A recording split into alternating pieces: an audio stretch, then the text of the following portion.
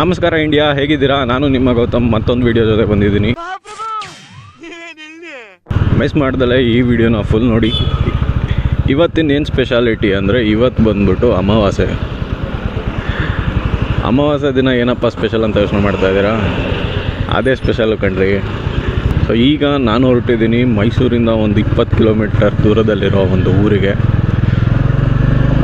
ಆ ಊರ ಹೆಸರು ನೀವು ತುಂಬ ಜನ ಕೇಳಿರ್ತೀರ, ಹೋಗೂ ಇರ್ತೀರ. ಆ್ಯಕ್ಚುಲಿ ಅದೇ ಊರಿಗೆ ಇವತ್ತು ನಾನು ಹೊರಟಿದ್ದೀನಿ. ಅಮಾವಾಸ್ಯೆ ಆಗಿರೋದ್ರಿಂದ ತುಂಬ ಪೂಜೆ ಪುನಸ್ಕಾರಗಳು ತುಂಬ ನಡೀತಾ ಇರುತ್ತೆ. ಅಮಾವಾಸ್ಯೆ ಅಲ್ಲದ ಜೊತೆಗೆ ಇವತ್ತು ಸೂರ್ಯಗ್ರಹಣ ಬೇರೆ ಇದೆಯಂತೆ. ನಾವು ನೋಡಿ, ಸೂರ್ಯಗ್ರಹಣದ ದಿನ ಎಷ್ಟೊಂದು ಜನ ಮನೆ ಬಿಟ್ಟು ಆಚೆ ಬರೋಲ್ಲ. ನಾವು ಮನೆ ಬಿಟ್ಟು ಆಚೆ ಸುತ್ತಾಡ್ತಾ ಇದ್ದೀವಿ. ದೇವ್ರು ನಿಂಗೆ ಒಳ್ಳೇದು ಮಾಡ್ತದ, ನಿನ್ನ ಜನ್ಮಕ್ಕೆ ಹೋಗೋ. ಸೊ ಯಾರ್ಯಾರು ಲಾಸ್ಟ್ ವೀಡಿಯೋ ನೋಡಿಲ್ಲ, ನನ್ನ ಚಾನಲ್ ವಿಸಿಟ್ ಮಾಡಿ, ವೀಡಿಯೋನ ನೋಡಿಬಿಟ್ಟು ಸಬ್ಸ್ಕ್ರೈಬ್ ಬಟನ್ ಹೊಡೆದ್ಬಿಡಿ. ತುಂಬ ಕಷ್ಟಪಟ್ಟು ಮಾಡಿರೋ ವಿಡಿಯೋ ಅದು. ನಿಮಗೋಸ್ಕರ ಮಳೆಲೆಲ್ಲ ನೆಂದು 2 ಗಂಟೆ ಫುಲ್ಲು ನೆಂದು ವಾಪಸ್ ಬಂದಮೇಲೆ 2 ಗಂಟೆ ಬೆಡ್ಶೀಟ್ ಹೊತ್ಕೊಂಡು ಮಲ್ಕೊಂಡು ತುಂಬ ಕಷ್ಟಪಟ್ಟು ಮಾಡಿರೋ ವಿಡಿಯೋ ಕಣ್ರಿ ಅದು. ಸೊ ಮಿಸ್ ಮಾಡ್ದಲೇ ಆ ವಿಡಿಯೋನ ನೋಡಿ. ಆಯಿತು. ಆಮೇಲೆ ನೋಡಿ, ಎಲ್ಲ ಲೈಟಿಂಗ್ಸ್ ಆಲ್ರೆಡಿ ಅರೇಂಜ್ಮೆಂಟ್ ಆಗಿದೆ. ನಾಳೆಯಿಂದ ಶುರು ಲೈಟಿಂಗ್ಸು. ಯಾರ್ಯಾರಿಗೆ ರಜಾ ಸಿಗುತ್ತೆ, ಇಲ್ಲ ಯಾರ್ಯಾರು ರಜಾ ಹಾಕ್ಕೊಂಡು ಬರಬೇಕು ಅಂದ್ಕೊಂಡಿದ್ದೀರಾ, ನೆಕ್ಸ್ಟ್ ವೀಕ್ ಎಷ್ಟು ರಜಾ ಇದೆ ನಿಮ್ಮ ಕೆಲಸದಲ್ಲಿ ಆಗಿರಲಿ, ಇಲ್ಲ ಸ್ಕೂಲ್ ಕಾಲೇಜ್ಗಳಲ್ಲಿ ರಜಾ ಕೊಟ್ಟಿಲ್ಲ ಅಂದರೂ 1-2 ದಿನ ರಜಾ ಹಾಕ್ಬಿಟ್ಟು ಇಂಥ ಟೈಮಲ್ಲಿ ಬಂದು ಮೈಸೂರನ್ನ ಮಿಸ್ ಮಾಡ್ದಲೇ ಎಂಜಾಯ್ ಮಾಡಿ ಅಂತ ಹೇಳ್ತಿದ್ದೀನಿ. ನಿಜ, ಮೈಸೂರು ಈ ಸಲ ಆ್ಯಕ್ಚುಲಿ ಬಜೆಟ್ ಜಾಸ್ತಿ ಇದೆ ಅನಿಸುತ್ತೆ. ಔಟ್ಸ್ಕರ್ಟಲ್ಲೆಲ್ಲ ಹಾಕ್ಬಿಟ್ಟಿದ್ದಾರೆ ಲೈಟಿಂಗ್ಸು. ಯೂಶ್ವಲಿ ಹಿಂದ್ಗಡೆ ಎಲ್ಲ ಹಾಕಲ್ಲ, ತುಂಬ ಆಚೆ ಜಾಗದಲ್ಲೆಲ್ಲ ಹಾಕಲ್ಲ. ಈ ಸಲ ಮೋಸ್ಟ್ಲಿ ಬಜೆಟ್ ಜಾಸ್ತಿ ಇದೆ, ಎಲ್ಲ ಕಡೆ ಕವರ್ ಮಾಡಿದ್ದಾರೆ. ಸೊ ಈ ಸಲ ಅಂತೂ ಮಜಾ ಡಬಲ್ ತ್ರಿಬಲ್ ಆಗಿರುತ್ತೆ. ಇದು ಆ್ಯಕ್ಚುಲಿ ಚೆನ್ನಾಗಿರೋದು. ಮಿಸ್ ಮಾಡ್ದಲೇ ಮೈಸೂರಿಗೆ ಬನ್ನಿ. ಮೈಸೂರಲ್ಲಿ ಲೈಟಿಂಗ್ಸ್ ನೋಡೋದೇ ಚೆಂದ. ಲೈಟಿಂಗ್ಸ್ ನೋಡಿ ಎಂಜಾಯ್ ಮಾಡಿ. ಎಷ್ಟು ಟೈಮು? 10:30. ಟೈಮ್ 10:30. ಯೂಶ್ವಲಿ ಭಾನುವಾರದೊತ್ತು ಯಾರೂ ಎದ್ದೇಳಲ್ಲ, ಎಸ್ಪೆಷಲಿ ಸ್ಟೂಡೆಂಟ್ಸು. ಗಜಬ್ ಬೇಜತಿ. 11 ಗಂಟೆ ಇಲ್ಲ 12 ಗಂಟೆ ಬೆಳಗ್ಗೆ ಟಿಫನ್ ಸ್ಕಿಪ್ಪು.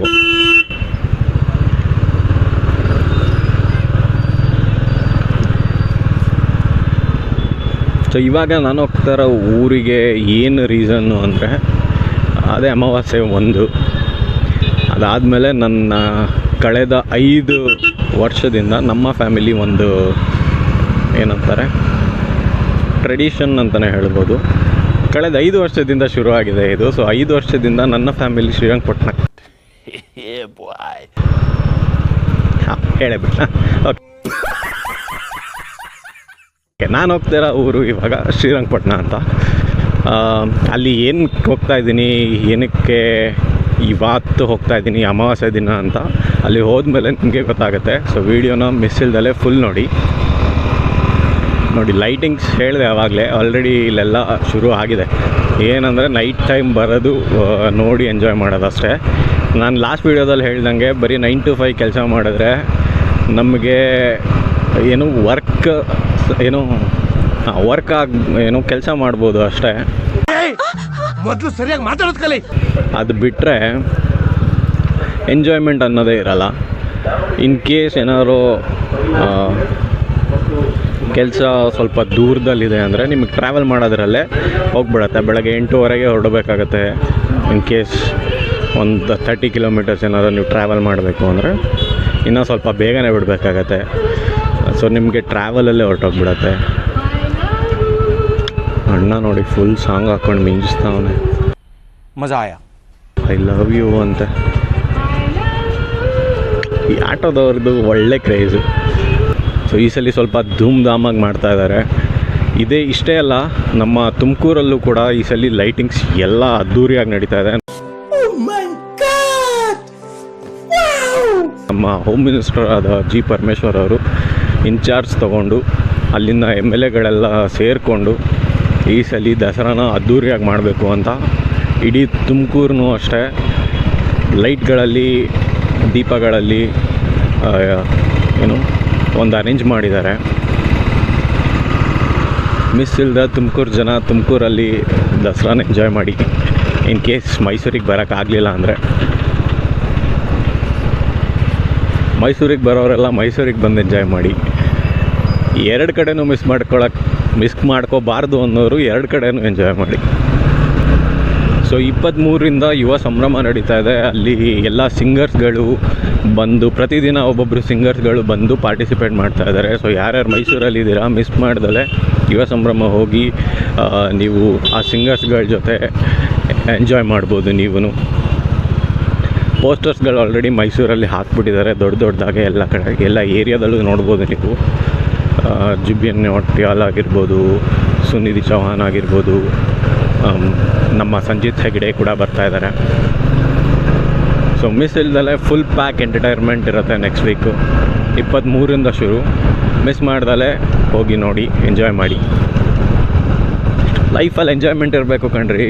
ಸುಮ್ಮನೆ ಬರೀ ಕೆಲಸ ಮಾಡ್ಕೊಂಡಿದ್ರೆ ನಮಗೆ ಎಂಜಾಯ್ಮೆಂಟ್ ಅನ್ನೋದೇ ಸಿಗಲ್ಲ. ಒಪ್ಕೋತೀನಿ ಪ್ಯಾಷನ್ನು ಅದು ಇದು ಅಂತ, ಬಟ್ ಲೈಫಲ್ಲಿ ನೀವು ಮೆಮೊರೀಸ್ ಕ್ರಿಯೇಟ್ ಮಾಡಲಿಲ್ಲ ಅಂದರೆ ನೀವು ಬದುಕ್ತಾ ಇರೋದೇ ವೇಸ್ಟ್.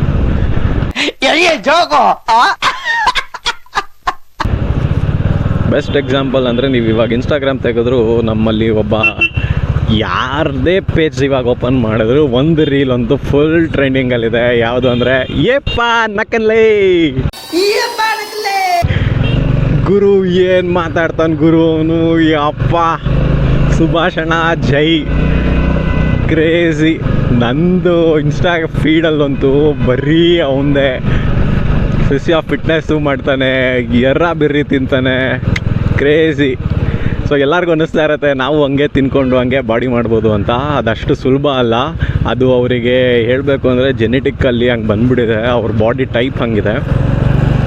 ಬೆಳಗ್ಗೆ ಎದ್ದಿದ ತಕ್ಷಣ ಹಾಲು ಸಕ್ಕರೆ ಹಾಲು ತುಪ್ಪ, ಕರೆಕ್ಟ್. ಬೆಳಗ್ಗೆ ಎದ್ದಿದ ತಕ್ಷಣ ಹಾಲು ತುಪ್ಪ, ಅದಾದಮೇಲೆ ಶಿಷ್ಯ ಏನು ಸ್ವೀಟ್ಸ್ ಅಂತಾರೆ ಹೆಂಗೆ ನೋಡಿ. ಇದು ನಮ್ಮ ಮೈಸೂರಿನ ಒಂದು famous church, Saint Philomena's church ಅಂತ. ಇದು ಏಷ್ಯಾದಲ್ಲೇ ಅದೆಷ್ಟೋ ನಂಬರಲ್ಲಿ ಬರೋವಂಥದ್ದು ಒಂದು ಚರ್ಚ್. ತುಂಬ ದೊಡ್ಡ ಚರ್ಚು ಆ್ಯಕ್ಚುಲಿ, ತುಂಬ ಚೆನ್ನಾಗಿದೆ ಒಳಗಡೆ. ಸುಭಾಷ್ ಬಗ್ಗೆ ಹೇಳ್ತಾ ಇದ್ದೆ. ಅವರು ಫಿಟ್ನೆಸ್ಸಲ್ಲಿ ಆಲ್ರೆಡಿ ಅಚೀವ್ ಮಾಡಿ ಸ್ಟೇಜ್ ಪರ್ಫಾರ್ಮೆನ್ಸ್ ಎಲ್ಲ ಮಾಡಿದ್ದಾರೆ. ಅವ್ರು ಎಂಜಾಯ್ ಮಾಡೋ ರೀತಿ, ಅವ್ರ ಚಿನ್ನು ಜೊತೆ ನಕ್ಕನ್ ಚಿನ್ನು ಕ್ರೇಜಿ. ಆ ನಾಯಿ ಕೂಡ ಬೈಕೋತಾ ಇರುತ್ತೆ, ಯಾಕೆ ಗುರು ಇವ್ನು ಹಿಂಗೆ ಬೈತಾನೆ ಅಂತ. ನಾವೇ ಗುರು ಕೇಳಿಸ್ಕೊಂಡು ಯಾಕಪ್ಪ ಇವ್ನು ಹಿಂಗೆ ಬೈತಾವನೆ, ಇವನು ಮಾತಾಡೋದೆ ಹಿಂಗ ಅಥವಾ ಬೈತಾವನ ಹೊಗಳ್ತಾವನ ಒಂದು ಗೊತ್ತಾಗಲ್ಲ.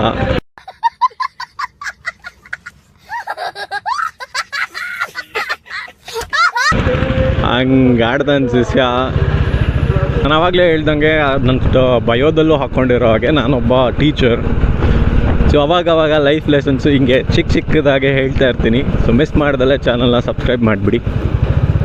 ಐ ಆಮ್ ಶ್ಯೂರ್ ಕಲಿಯೋದಕ್ಕೆ ನಿಮಗೂ ಇಂಟ್ರೆಸ್ಟ್ ಇದೆ, ಕಲಿಸೋದಕ್ಕೆ ನಮಗೂ ಇಂಟ್ರೆಸ್ಟ್ ಇದೆ. ಏನಪ್ಪ ಟೀಚರ್ ಆಗಿಬಿಟ್ಟು ಯೂಟ್ಯೂಬರ್ ಆಗಿದ್ದೀರಾ ಅಂತ ನೀವು ಕೇಳ್ಬೋದು. ನಾನು ಆವಾಗಲೇ ಹೇಳ್ದಂಗೆ ನಂದು ಬಂದು 9 to 5 ಜಾಬು.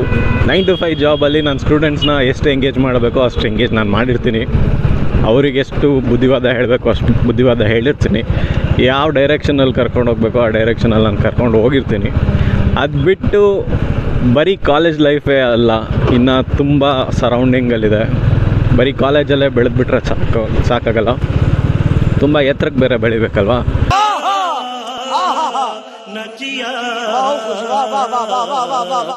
ಅದನ್ನು ಮಾಡಬೇಕು ಅಂದರೆ ನಾನು ನಿಮ್ಗಳ ಜೊತೆ ಬೆರಿಬೇಕು, ಅದೇ ಥರ ನೀವುಗಳು ನನ್ನನ್ನು ಬೆಳೆಸಬೇಕು. ಅದಕ್ಕೆ ಇವಾಗ ಯೂಟ್ಯೂಬ್ ಅಂತ ಇಟ್ಕೊಂಡಿದ್ದೀನಿ. ಪ್ರತಿ ವರ್ಷ ನನ್ನ ಬರ್ತಡೆಗೆ ನಾನು ಏನಾರೋ ಒಂದು ಗಿಫ್ಟ್ ಕೊಡ್ತಾನೆ ಬಂದಿದ್ದೀನಿ. ಲಾಸ್ಟ್ ಇಯರ್ ಕೊಟ್ಟಿದ್ದ ಗಿಫ್ಟೇ ನನ್ನ ಈ ಬುಲೆಟ್ ಕ್ಲಾಸಿಕ್ 350. ನಾನು ದುಡ್ಡಿಂದ ತೊಗೊಂಡಿರೋ ಗಾಡಿ ಇದು.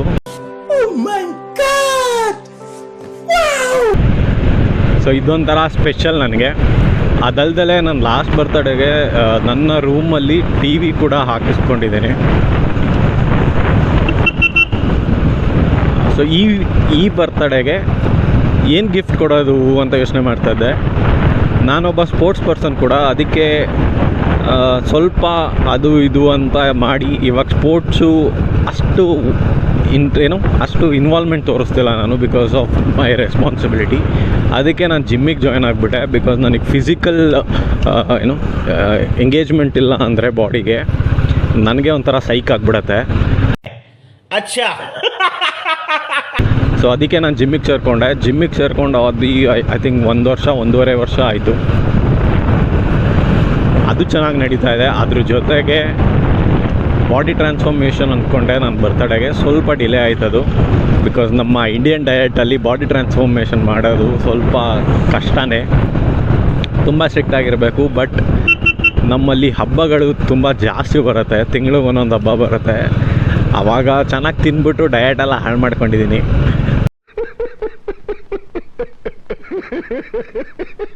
ಸೊ ಅದಕ್ಕೆ 1 ವರ್ಷ ಆಗಿದೆ. ಸೊ ಇನ್ನೂ ಟ್ರಾನ್ಸ್ಫಾರ್ಮೇಷನ್ ಸ್ವಲ್ಪ ಬಾಕಿ ಇದೆ. ಇನ್ನೊಂದು 3-4 kg ನಾನು ಇಳಿಸ್ಬೇಕು. ಇಳಿಸಿದ ಮೇಲೆ ಟ್ರಾನ್ಸ್ಫಾರ್ಮೇಷನ್ ಫೋಟೋಸು ಹಾಕ್ಬಿಡ್ತೇನೆ.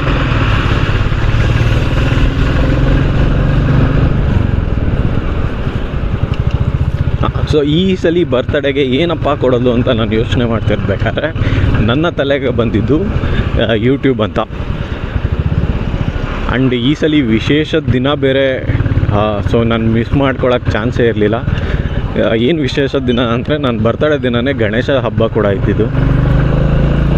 ಸೊ ಗಣೇಶ ಹಬ್ಬದ ದಿನವೇ ಒಂದು ಚಿಕ್ಕದಾಗೆ ವಿಡಿಯೋ ಮಾಡಿ ಅದನ್ನು ನನ್ನ ಫಸ್ಟ್ ಮೋಟೋಲಾಗ್, ಅದು ನನ್ನ ಫಸ್ಟ್ ಟೈಮ್. ಆ್ಯಕ್ಚುಲಿ ನಾನು ಸ್ವಲ್ಪ ಶೈ ಪರ್ಸನ್, ನೋ ಕಾಮೆಂಟ್ಸ್ ಇಲ್ಲ ಸರ್ ಅಂತ ಎಲ್ಲರೂ ಹೇಳ್ತಾರೆ. ನನಗೇನು ಹಂಗೆ ಅನ್ಸಲ್ಲ, ಒಂದ್ಸಲಿ ಮಿಂಗಲ್ ಆಗತ್ತಂತ. ಸೊ ನೀವು ಈ ಥರ ನಿಮ್ಮ ಬರ್ತಡೇಗೆ ಅಟ್ಲೀಸ್ಟ್ ನಿಮಗೆ ಅಂತಲೇ ಗಿಫ್ಟ್ ಕೊಟ್ಕೊಳ್ಳಿ. ಬೇರೆಯವರಿಂದ ಎಕ್ಸ್ಪೆಕ್ಟ್ ಮಾಡೋದು ಬಿಟ್ಟು ನಿಮಗೆ ನೀವೇ ಅಂತ ಗಿಫ್ಟ್ ಕೊಟ್ಕೊಳ್ಳಿ. ಸೊ ಪ್ರತಿ ವರ್ಷ ನೀವು ಈ ಥರ ಮಾಡೋದ್ರಿಂದ, ಇವನು ನೋಡಿ ಗೂಬೆ ನನ್ನ ಮಗ ಹೆಂಗೆ ಬರ್ತಾನೆ. ಇವೆಲ್ಲ ಸೊ ಪ್ರತಿ ವರ್ಷ ನೀವು ಈ ಥರ ಗಿಫ್ಟ್ ಕೊಟ್ಕೊಳ್ಳೋದ್ರಿಂದ ನಿಮಗೆ ನೀವೇ ಏನೋ ಒಂದು ಇಂಪ್ರೂವ್ಮೆಂಟ್ ಮಾಡ್ಕೋತಿದ್ದೀರಾ ಅಂತ ಅನಿಸುತ್ತೆ. ಅದೊಂಥರ ಒಳ್ಳೆ ಫೀಲಿಂಗ್ ಆ್ಯಕ್ಚುಲಿ. ಯಾಕಂದರೆ ಎಲ್ಲ ನಿಮ್ಮ ಎಫರ್ಟಿಂದ, ನಿಮ್ಮ ದುಡ್ಡುಗಳಿಂದ ನಿಮಗೆ ಅಂತಲೇ ನೀವು ಗಿಫ್ಟ್ ಕೊಡ್ತಾ ಇರೋದ್ರಿಂದ ಆ ಫೀಲಿಂಗೇ ಬೇರೆ ಇರುತ್ತೆ. ಸೊ ಯಾರ್ಯಾರು ಲಾಸ್ಟ್ ವೀಡಿಯೋ ನೋಡಿಲ್ಲ, ನನ್ನ ಚಾನಲ್ ವಿಸಿಟ್ ಹಾಕಿ, ಚಾನಲ್ನ ಡಿಸ್ಕ್ರಿಪ್ಷನಲ್ಲಿ ಹಾಕಿರ್ತೀನಿ, ವಿಸಿಟ್ ಮಾಡಿ. ಶಾರ್ಟ್ಸ್ಗಳಿದ್ದಾವೆ, ವೀಡಿಯೋಸ್ಗಳಿದ್ದಾವೆ, ನೋಡಿ ಮಿಸ್ ಮಾಡ್ದಲೆ. ಹಾಗೆ ನಿಮ್ಮ ಫ್ರೆಂಡ್ಸು ಫ್ಯಾಮಿಲಿಗೆ ಶೇರ್ ಮಾಡಿಬಿಡಿ. ನಾವು ಇಲ್ಲಿಂದ ಲೆಫ್ಟ್ ತೊಗೋಬೇಕು. ಸ್ಟ್ರೈಟ್ ಹೋದರೆ ಬ್ಯಾಂಗ್ಳೂರು ರೋಡ್ಗೆ ಹೋಗ್ಬಿಡ್ತೀನಿ. ಶ್ರೀರಂಗಪಟ್ಟಣ ಒಳಗಡೆನೇ ಹೋಗಲ್ಲ, ಆಚೆ ಹೋಗ್ಬಿಡ್ತೀನಿ. ಅದಕ್ಕೆ ಇಲ್ಲಿಂದ ಲೆಫ್ಟ್. ಮೈಸೂರಿಂದ 20 ನಿಮಿಷ ಆಗುತ್ತೆ ಅಷ್ಟೇ. 20 ಕಿಲೋಮೀಟ್ರ್ ಇದೆ. 1 ನಿಮಿಷಕ್ಕೆ 1 ಕಿಲೋಮೀಟರ್. ಆ ಸ್ಪೀಡಲ್ಲಿ ನೀವು ಬಂದರೆ ಆರಾಮಾಗಿ 20 ನಿಮಿಷದಲ್ಲಿ ನೀವು ಎಂಟೈರ್ ಕವರ್ ಮಾಡಿಬಿಡ್ತೀರ. ನೋಡಿ ಇವತ್ತು ಅಮಾವಾಸ್ಯೆ ಅಂದರೆ ಎಷ್ಟು ಜನ ಇರಲಿದೆ ಆಲ್ರೆಡಿ. ಏನೋ ಸ್ಪೆಷಲ್ ಇದೆ ಅನ್ನಲ್ಲ, ಅದು ಇದೆ. ಏನೂ ಸ್ಪೆಷಲ್ ಇಲ್ಲ ಅಂದರೆ ಇಷ್ಟು ಜನ ಏನಕ್ಕೆ ಬರ್ತಾರೆ ಅಲ್ವಾ. ನಾನು ಹೋಗ್ಬೇಕಾಗಿರೋ ಜಾಗ ಇಲ್ಲಿ ಯಾವುದೂ ಅಲ್ಲ, ಇನ್ನೊಂದು ಸ್ವಲ್ಪ ಮುಂದೆ ಇದೆ. ನಾವು ಹೋಗೋದು ಡೈರೆಕ್ಟ್ ಶ್ರೀರಂಗಪಟ್ಟಣ ಒಳಗಡೆನೆ. ಇದು ಆಚೆಗಡೆ ಇರೋವಂಥ ಜಾಗ. ನೋಡಿ ಎಷ್ಟು ಕಾರ್ಗಳಿದ್ದಾವೆ, ಎಷ್ಟು ಬೈಕ್ಗಳಿದ್ದಾವೆ.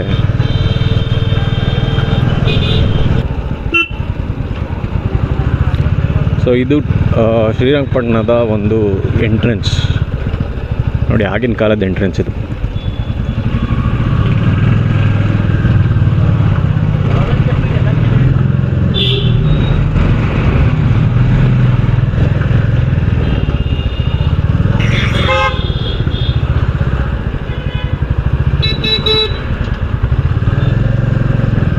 ಎಲ್ಲ ಏನು ಹಾಕೊಂಡು ಹೋಗ್ತಾವ್ರು ಇವರು ಅಂತ ನೋಡ್ತಾವನೆ ಫೋನ್. ಸೊ ಶ್ರೀರಂಗಪಟ್ಟಣದು ಒಂದು ಏನು ಖಾಸಿಯತ್ತು ಅಂದರೆ ಇಲ್ಲಿ ಟಿಪ್ಪು ಸುಲ್ತಾನ್ನ ಸಾಯಿಸಿದ ಜಾಗ ಒಂದಿದೆ ನೋಡಿ. ಇಲ್ಲಿ ರೈಟಲ್ಲಿ ಕಾಣ್ತಿದೆಯಲ್ಲ, ಇದೇ ಜಾಗದಲ್ಲಿ ಟಿಪ್ಪು ಸುಲ್ತಾನ್ನ ಸಾಯಿಸಿತ್ತು. ಅಲ್ಲಿ ಟಿಪ್ಪು ಸುಲ್ತಾನ್ ಡೆತ್ ಪ್ಲೇಸ್ ಅಂತಲೇ ಹಾಕ್ಬಿಟ್ಟಿದ್ದಾರೆ. ಅದು ಹೆಂಗೆ ಒಂದು ಷಡ್ಯಂತ್ರಗಳು ಮಾಡಿ ಅವ್ರನ್ನ ಅಲ್ಲಿ ಸಾಯಿಸಿದ್ದು. ಇಲ್ಲೆಲ್ಲ ಕಡೆಯಿಂದನೂ ಅವ್ರನ್ನ ಲಾಕ್ ಮಾಡಿ ಅವರನ್ನು ಸಾಯಿಸಿದಂಥ ಜಾಗ ಅದು. ಸೊ ನೋಡಿ ಎಷ್ಟು ಜನ ಇದ್ದಾರೆ ಇವತ್ತು, ಎಷ್ಟು ಕಾರ್ಗಳಿದ್ದಾವೆ.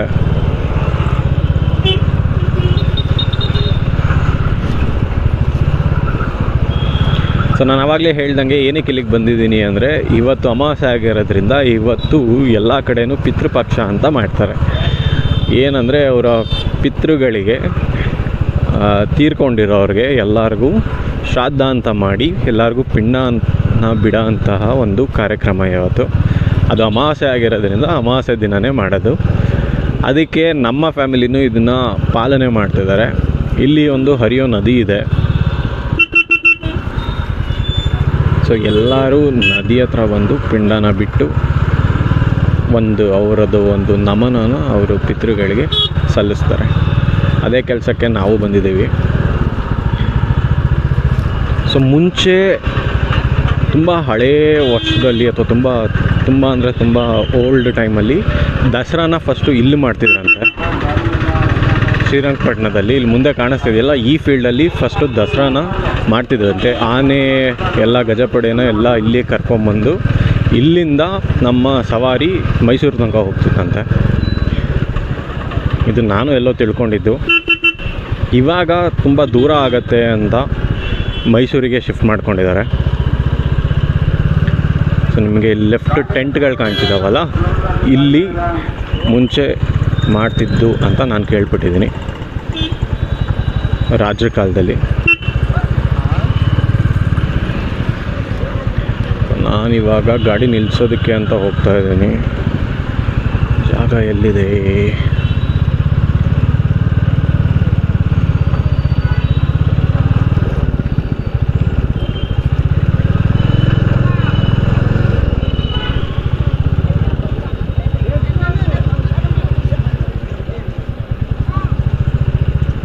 ಇಲ್ಲೇ ಹಾಕ್ಬಿಡೋಣ. ಗಾಡಿ ಯಾವತ್ತೂ ನೆರಳಲ್ಲಿರಬೇಕು.